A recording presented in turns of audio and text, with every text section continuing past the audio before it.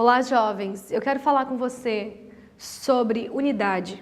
Gostaria de falar com você sobre um assunto que Jesus se preocupou muito enquanto ele estava aqui na Terra. Parece algo um pouco batido, talvez, algo que nós sabemos que é importante, mas nós não nos esforçamos um pouco mais para que seja real essa unidade que nós precisamos viver. Eu gostaria de ler para você apenas o versículo daquela passagem que fala sobre a Torre de Babel. E as pessoas disseram: edifiquemos nós uma cidade, em Gênesis 11, versículo 4.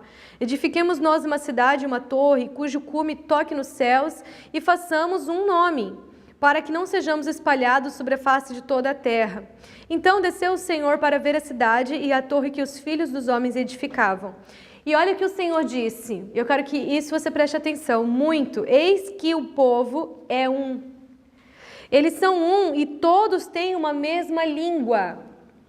E isto é o que começam a fazer. Mas agora não haverá mais restrição para tudo o que eles intentarem fazer. O que o Senhor estava dizendo?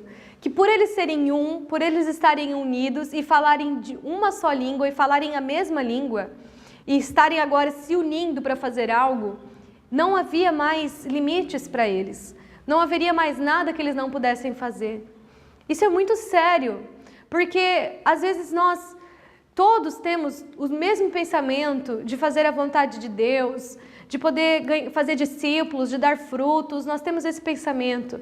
Nós temos o pensamento de obediência, nós temos o pensamento de dar suporte um ao outro, de amar um ao outro, mas na verdade, nós só vamos conseguir realmente alcançar a plenitude do que podemos fazer quando nós nos unirmos, quando nós, como um corpo, permitir que cada um faça a sua parte e em unidade fazer o melhor, em unidade alcançar a plenitude. Em João 17, Jesus mostra a preocupação que ele tem antes dele deixar essa terra, antes dele subir ao Pai novamente. Ele deixou aqui uma oração que ele estava fazendo com os discípulos e o quanto isso era importante para ele. Se você ler o capítulo 17 inteiro, ele vai falar muito sobre unidade. Mas eu gostaria de destacar com você os versículos 21 ao 23, que diz: para que todos sejam um, como tu, ó Pai, és em mim e eu em ti.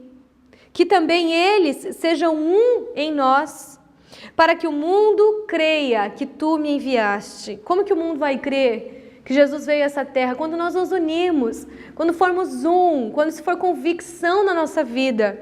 E eu dei-lhes a glória a glória que a mim me deste, para que sejam um, como nós somos um. Um outro adendo eu gostaria de fazer desse versículo: nós queremos tanto a glória de Deus, nós queremos tanto a presença de Deus, mas Jesus está dizendo: eu dei para eles a glória que você me deu. Para quê? É um propósito.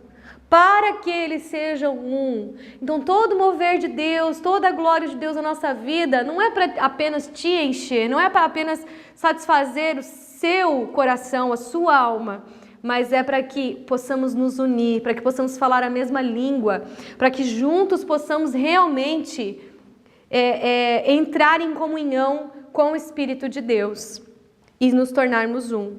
No versículo 23 ele diz também: eu neles e tu em mim, para que eles sejam perfeitos em unidade, e para que o mundo conheça que tu me enviaste, e que os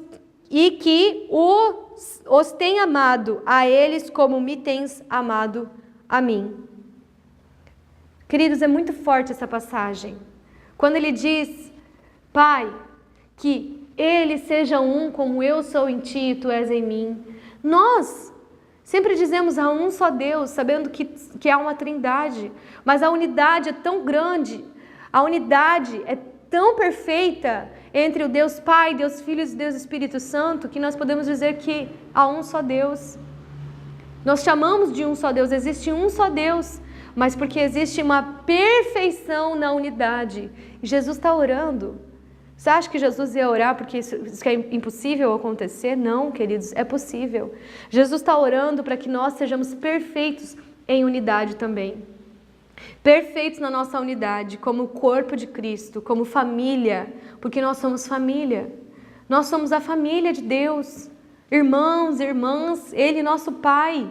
Queridos, e nós precisamos aprender a nos tratar dessa forma, nós precisamos aprender a viver assim, a suportar uns aos outros. Não é tipo, eu estou te suportando pelo que você é. Não é esse suportar, mas é dar suporte.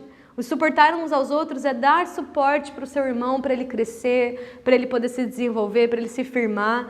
Suportar uns aos outros, querido, é também uma forma de se unir, dar suporte uns aos outros. A Bíblia fala muito também sobre dar honra para os irmãos. Quer dizer, não você se exaltar sobre ninguém, mas dar honra, que você tenha os outros como acima de você. Isso é sempre trabalhando o nosso ego, né? Sempre trabalhando a nossa humildade, nosso orgulho, para que se transforme em humildade diante de Deus. E que você possa ter isso no seu coração. Tenha o seu irmão como acima de você. Se una com ele. Saiba que Deus tem algo na vida dele para ministrar na sua vida. Porque a Bíblia inteira fala de uns aos outros, uns aos outros. E nós precisamos uns dos outros. Ninguém faz nada sozinho. Ninguém nessa terra veio para cumprir um propósito sozinho. Eu preciso de você, assim como você precisa de mim. Nós precisamos uns dos outros. Já dizia uma canção muito antiga, né? E é uma realidade.